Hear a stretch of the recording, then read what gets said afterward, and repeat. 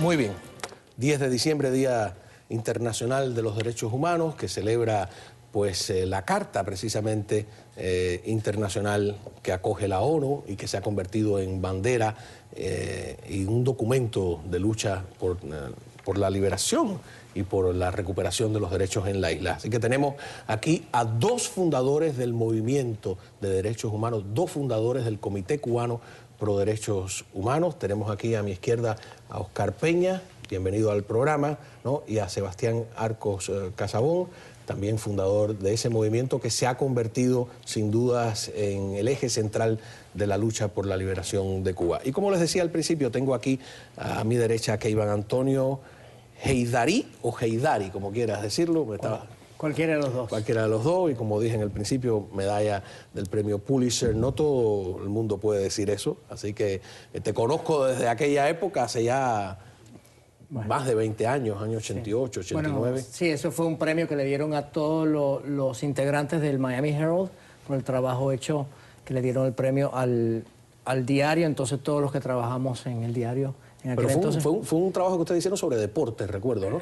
Fue el trabajo que se hizo general sobre el huracán Andrew. Ah, fue sobre Andrew. Todo lo que salió. O sea, que de es del Andrew. año 92.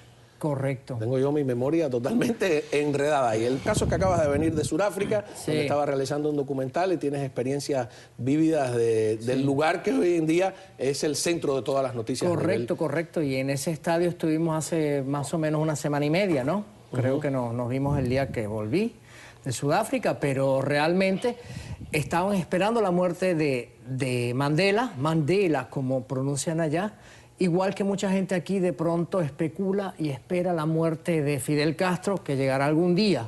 El tema es que las figuras son un poquito diferentes en lo que tienen que ver el sentimiento que suscita en la población. A ver, estábamos hablando un poco en broma, yo de chistoso me muero de hambre. Alexis Valdés no me ha dado el truco para ser gracioso, ¿no? La fórmula cuál es. Pero yo quisiera repetir en cámara lenta esas imágenes. Todo el mundo se está preguntando qué fue lo que le fue. Es Obama quien primero le dice una frase aquí lo vemos en cámara lenta. Él está subiendo la escalera, el primero que se tropieza es a Raúl Castro. Fíjate que Obama es el que le habla. Raúl responde, se lleva la mano al pecho, ¿no? No sé si le duele la barriga o si está diciendo que de corazón le cuenta algo. Y ahí empezaron las bromas sobre si hablaron de Alan Pigros, la base naval de Guantánamo. Bueno, ahí tenemos la presidenta de Brasil. Y sigue, no pasó nada más. Lo curioso para mí es que había 5 oradores escogidos. Entre los 5 oradores estaba Obama, como sabemos, estaba precisamente la presidenta Dilma Rousseff de Brasil, y estaba Raúl Castro y el de China, ¿no? De alguna manera. Esa escogencia, como se dice en Sudamérica, me parece un poco arbitraria, ¿no? Completamente. De China, a Raúl Castro lo entiendo porque está en el lugar de su hermano Fidel, que es quien le hubiera correspondido, si estuviera en condiciones. El de China, no le veo. ¿Por qué entiendes lo de Raúl, no? Porque, y esto es parte quizás de la leyenda internacional de la intervención cubana en África. Hay mucha gente, yo creo que los sudafricanos en gran parte se creen la historia de que la intervención cubana en Angola es el pie que da la caída, el colapso del gobierno racista en Sudáfrica, que hace que los racistas no les quede más remedio que transar y ir a una transición. Es totalmente falso, ¿no?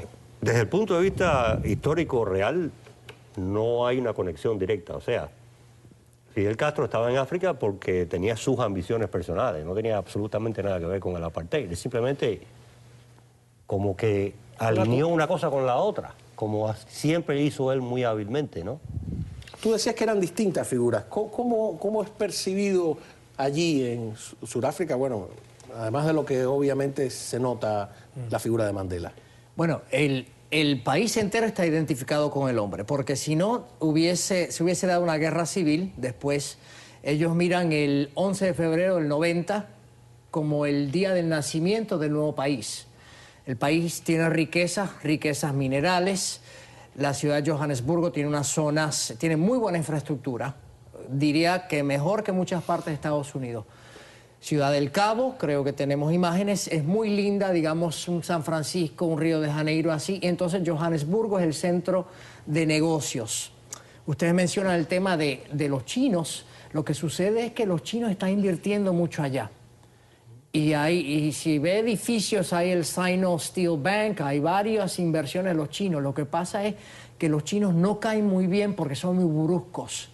Y en África hay este sentido, en Sudáfrica le dicen Ubuntu, que es la humanidad, de tratar a la gente bien.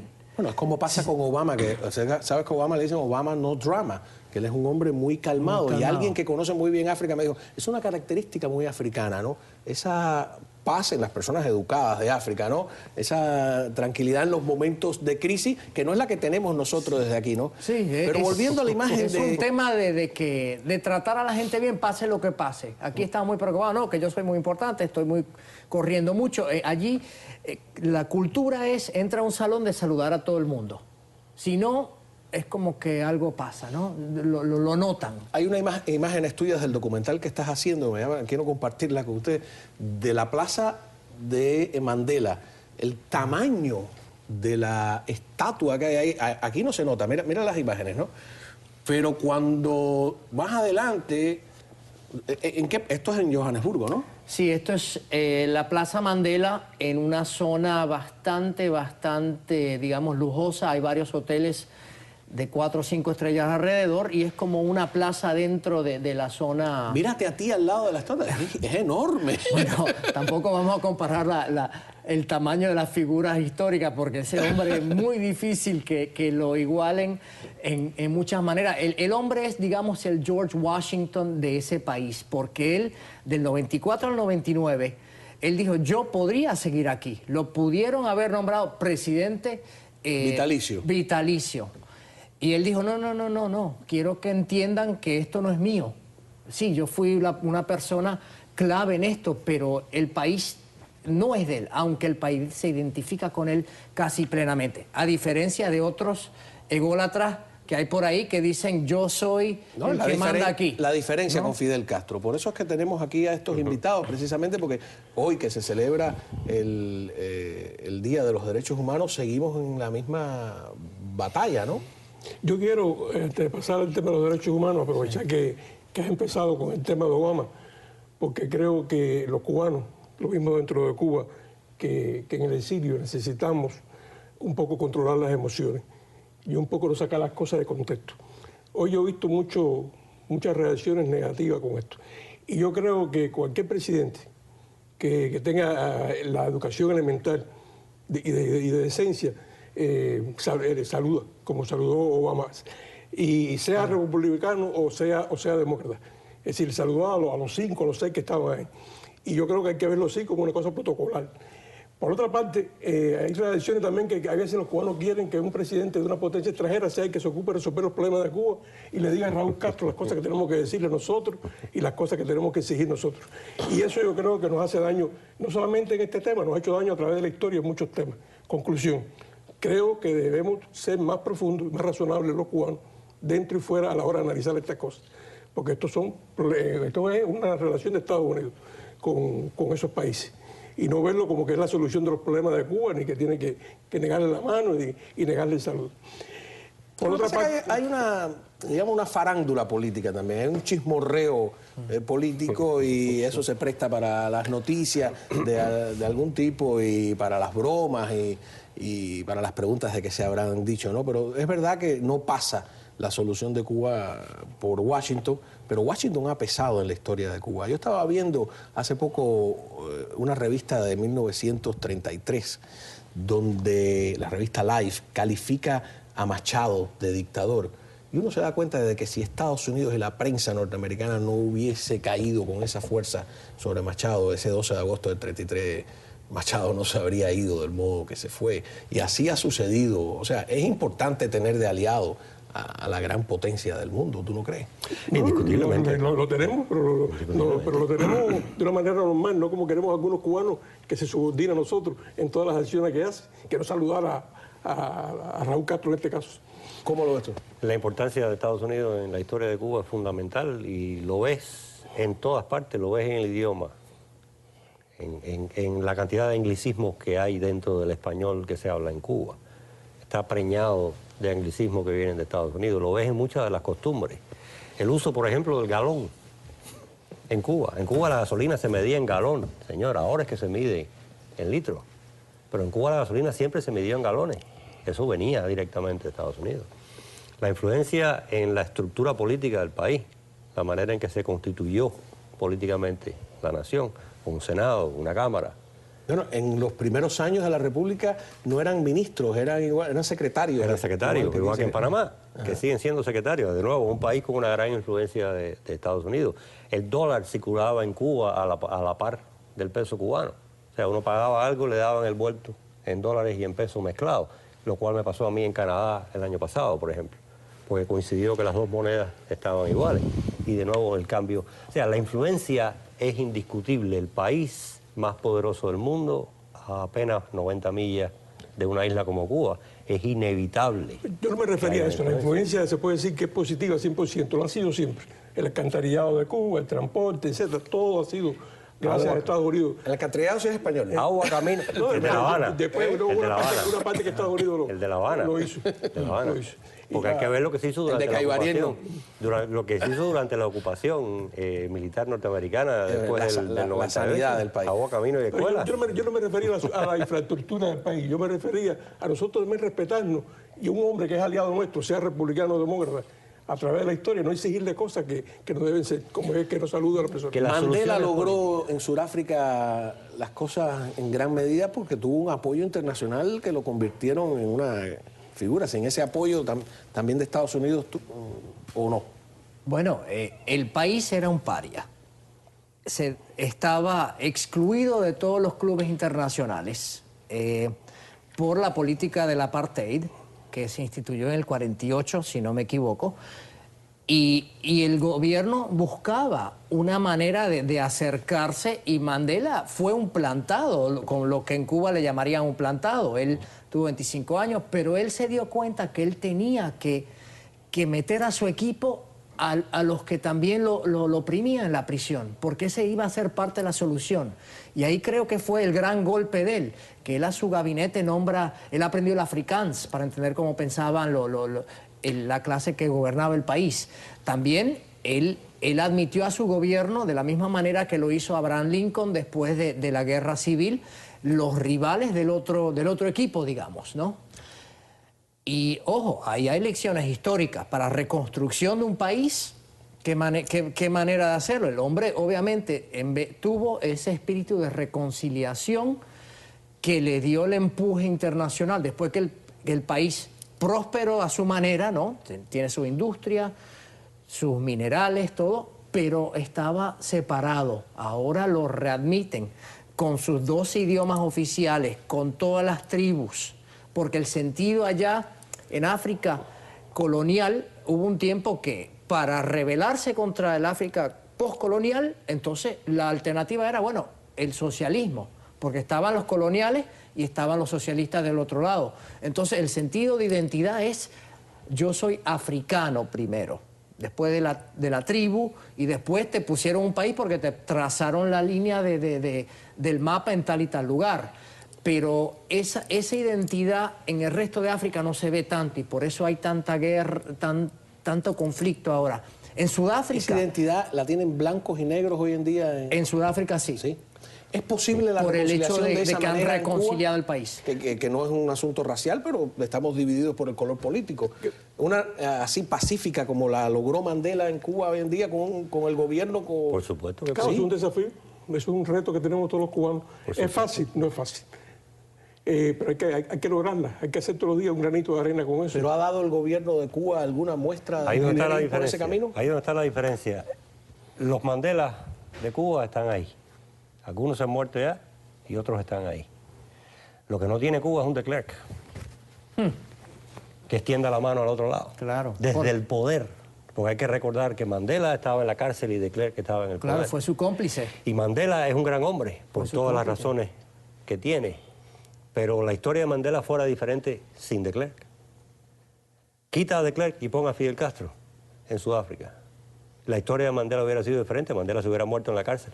Ojo, un detalle que creo que ustedes también, creo que mucha gente lo sabe y que ha suscitado polémica es el hecho de que en el tiempo que nadie lo apoyaba, pues Mandela vio, Fidel Castro le dio su apoyo. Por eso, en cierto modo... Al peor de los Mandela, que era el Mandela terrorista, que correcto. el que estuvo en una lista de terroristas hasta el año 2008. Pero el cambio de parecer. Claro. El cambio de parecer. Y eso hay que darle mérito al hombre, porque todos nos equivocamos en la vida. El que no cambió de parecer fue su mentor desde La Habana, de alguna manera. Su patrocinador. O patrocinador. Y ayer poníamos un video donde les reconocen. Nosotros decimos que los cubanos somos superiores, que somos una raza especial. Los cubanos no somos una raza, son disparates, porque hay cubanos chinos, cubanos negros, cubanos blancos, somos una nacionalidad. ¿No? Como un chiste. Entonces, también hemos dado mejor dictador. Se gana a los africanos con táctica, se gana, lleva ahí 50 años, es decir, ha hecho cosas, se gana el campo internacional. Eso es un reto que tenemos los cubanos también, por eso nos ha costado tanto trabajo, porque también se ha hecho casi científica la dictadura. Pero cubana. ustedes hicieron algo que trazó el camino, que es señalar que la lucha abierta, no clandestina, reclamando los derechos de cada cubano, era mucho mejor y se adaptaba a las circunstancias de una dictadura totalitaria de una forma más eficiente que la anterior, que fue otro momento. Cuando regresemos, yo quiero ponerles a ustedes un pedazo de una entrevista que le hice hace unos años al fundador realmente de este movimiento pro derechos humanos en Cuba, el que inventó la sopa de ajo, como dirían en España. Ya regresamos.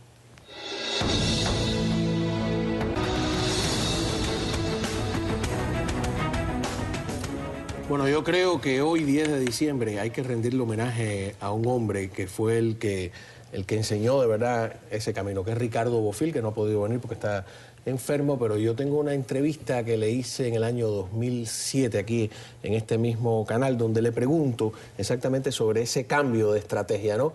Yo recuerdo cuando decían, no, aquí no hay nada clandestino, aquí vamos nombres y apellidos y las denuncias están firmadas y eso cambió todo, ¿no? Vamos a ver lo que responde Ricardo de cómo el Comité Cubano Pro Derechos Humanos ayudó y sigue ayudando a salvar vidas y a salvar a la gente de largas condenas de prisión. Un trabajo humanitario válido, veamos. A ver, voy a hacer una interpretación de lo que yo veo distinto cuando tú creas el Comité de Derechos Humanos o toda esta estrategia. Hoy por hoy en Cuba todo el mundo dice, este es de los derechos humanos. Pero cuando Ricardo Bofill empezó, no se entendía muy bien, ¿no? Este tema, ¿no? No. Yo tenía nuestra forma de lucha que estaba encaminada a dos cosas esenciales. Impedir la impunidad de los crímenes. Eso que Almendro reflejó en su libro, en su documental, Nadie Escuchaba. Yo, por ejemplo, me vuelvo a encontrar cuando entro en el presidio después de lo del Mariel. Hay una campaña de fusilamientos tremendo. Aquellos 3 muchachos inocentes, los hermanos García Marín, que yo los conocí, Cipriano, Eugenio y Ventura García Marín, el más chiquito de 19 años. Lo fusilaron, era mentira que habían matado a la escolta de la Embajada del Vaticano. Eso se aclaró después, los asesinaron. Y nosotros nos dimos a la tarea de salvar... Por aquí está la familia. Claro, y su madre, Margarita Marín Tonso. Nosotros nos encargamos, y lo hemos logrado en parte, de salvar vidas de personas condenadas a muerte. Muy bien, que felicidades a Bofill. ¿Sigue el Comité Cubano Pro Derechos Humanos haciendo esa labor? Está haciendo esa labor y está haciendo labores superiores, porque llevamos muchos años haciendo denuncias de derechos humanos y logramos, estando dentro de Cuba, por primera vez sentar a Cuba en el banquillo de los acusados. ¿Tú te recuerdas de eso? En Ginebra, por primera vez. Logramos eso con todos los expedientes y los files nuestros y la participación. Pero llegamos a la conclusión, somos un grupo de cubanos que nos damos cuenta que solamente las denuncias no resuelven los problemas del país. Han pasado los años, han pasado muchos años y la situación de Cuba sigue igual. Entonces, hemos pasado a etapas superiores, hemos propuesto soluciones. Tú dirás y dirán las personas, sí, pero no han tenido respuestas positivas. Pero no hemos ganado, pero éticamente nosotros hemos ganado. Éticamente la oposición no solamente ha hecho denuncias, la oposición cubana ha hecho propuestas de resolver los problemas entre cubanos, de sentarnos en mesas nacionales. Hemos dicho que en cada, cuando lo de Ochoa, que Fidel Castro le dijo al mundo entero, le dio a entender que no conocía eso, este grupo de personas. Fuimos al Comité Central con una carta firmada por nosotros, le dijimos, usted ha dicho que no sabía nada de que sus oficiales estaban en la droga. Es posible que usted tampoco sepa nada que en Cuba se violan los derechos humanos. Lo invitamos a sentarnos con usted. Y eso fue, y así sucesivamente. Y entonces estamos en esa etapa que todos los días le hacemos propuestas al gobierno, a los países internacionales, a todos que nos ayuden a buscar soluciones entre cubanos, soluciones cívicas, soluciones. Y estamos en la búsqueda, pescando personas como Mandela. Qué bien, bueno, pues muchísimas gracias. Vamos a una pausa, ya volvemos en un 2x3.